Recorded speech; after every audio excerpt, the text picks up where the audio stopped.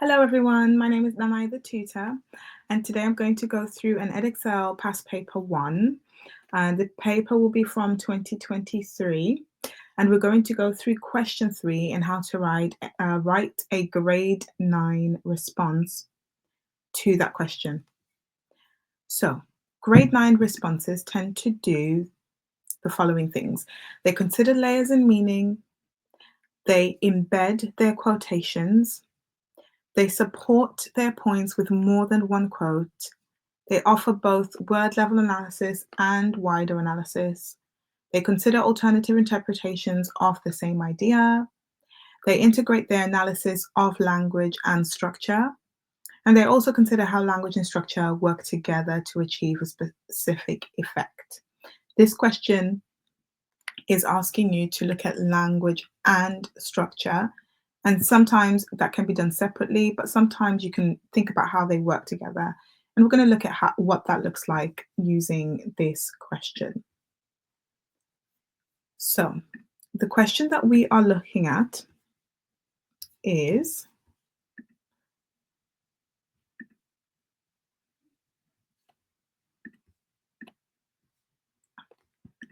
right, sorry, I'm just trying to get this on. There we go. Okay, so the question we are looking at is, how does the writer use language and structure to describe the experiences of Percy Fairbank and Mrs. Fairbank in the stable? Support your views with reference to the text. So the first thing, as you can see, that I did was I highlighted the key things in the question. The question is asking us to focus on language and structure, and then also how that's used to describe the experiences of both the characters. Okay, so with that in mind, you don't want to just focus on one character. You want to focus on both of them because that's what the question is asking you to do. So the extract is a short extract that you will be given. Okay, and this reads, Mrs. Fairbank saunters gracefully down the length of the yard and does what all women do when they find themselves in a strange place. She opens every door as it passes and peeps in. On my side, I have just recovered my breath. I am on the point of shouting for the stableman for the third and last time when I hear Mrs. Fairbank suddenly call to me, Percy, come here! Her voice is eager and agitated. She has opened a last door at the end of the yard and has started back from the sight which has suddenly met her view. I hitch the horses' bridles on a rusty nail in the wall near me and join my wife. She has turned pale and catches me nervously by the arm. Good heavens, she cries, look at that! I look, and what do I see? I see a dingy little stable containing two stalls. In one stall, a horse is munching his corn, in the other, a man is lying asleep. A worn, withered, woe-begone man in a stableman's clothes.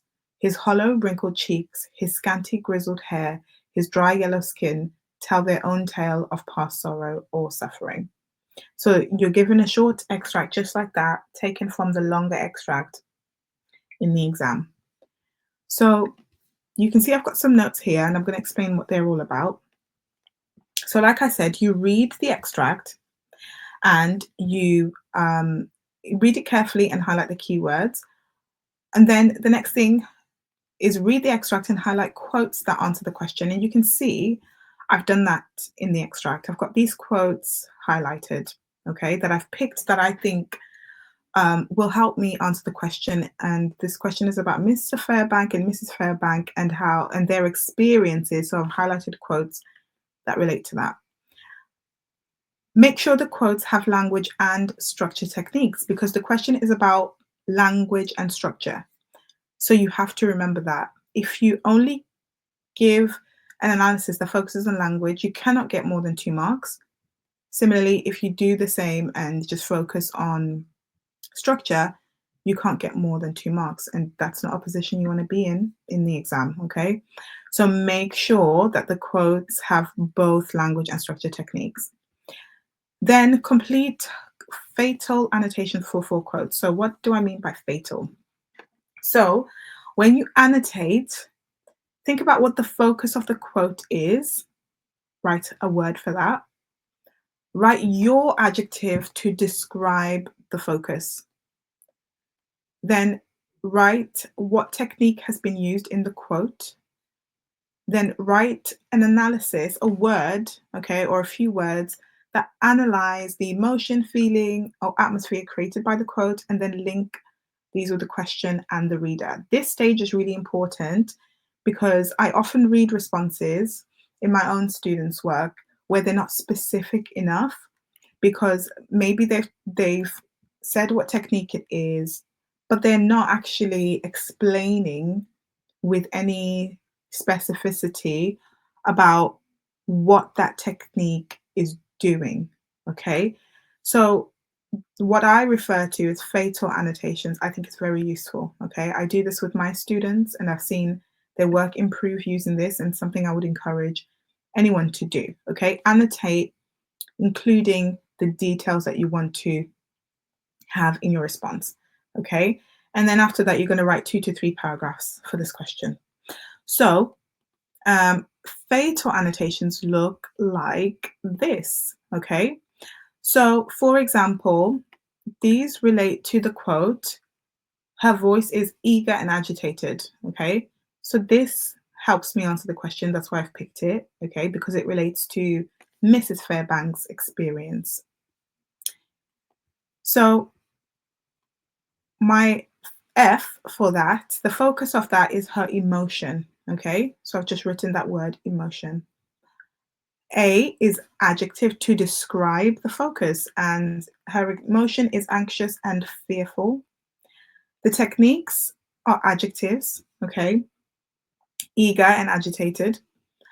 And then my analysis for those adjectives is that they create a sense of urgency, okay? And then the link to the question is that it shows her distress, okay? And then for the reader, it might make the reader curious. So you can see those annotations, they're short, okay, but they put the key information in the text. And you want to do that for all the quotes that you pick. So I've done that for all the quotes. I haven't written it out as FATAL, but you can see that that's what I've done for each of those quotes. So that's what you want to do, okay? When you annotate, you want to annotate with specific ideas, okay? Specific ideas. So if you want a longer video on that, we can do that. But now I'm going to go straight into the response, which is here in the blue font. So this, as I said, is a grade 9 response, and it's incorporating some of those things that I talked about earlier on in the video.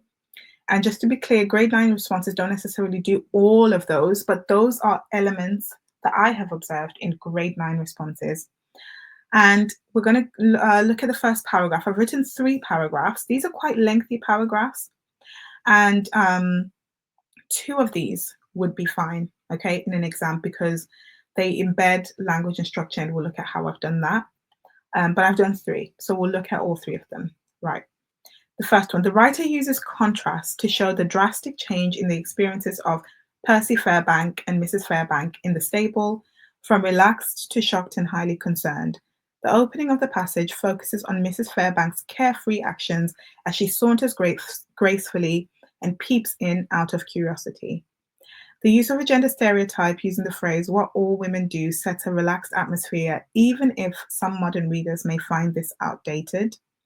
This highly contrasts the very serious and concerning focus on the worn, withered, woe-begone man who is lying asleep, whose age, stillness, and state of deterioration sharply contrast the carefree actions of Mrs. Fairbank, who is ascribed the verb saunters, which has connotations of leisure and freedom, suggesting that this is a relaxing experience for Mrs. Fairbank. In contrast, the state of the man suggests he lacks the freedom, which may be part of the explanation for why he is in such a neglected and shocking state. This dramatic turn creates many questions for the characters as well as for the reader. So, a few things to note here is I have embedded my quotations. Okay, that's one of the things I mentioned earlier. So I haven't explicitly introduced the quotation saying, for example, the writer says. Okay, I've embedded it in my sentences. For example, Mrs. Fairbank's carefree actions as she saunters gracefully. I've made the quote a part of my sentence, but distinguish the quote using the quotation marks. I have also talked about both language and structure. This is primarily a structure paragraph, okay? It's focusing on the contrast. And what you can do for this question for structure is looking at the beginning and the end of the extract and looking at whether there is that dramatic change, that contrast, or whether it's got maybe could have a cyclical structure where it starts and ends in the same way. As you can see here, there's a contrast. So I've highlighted the contrast.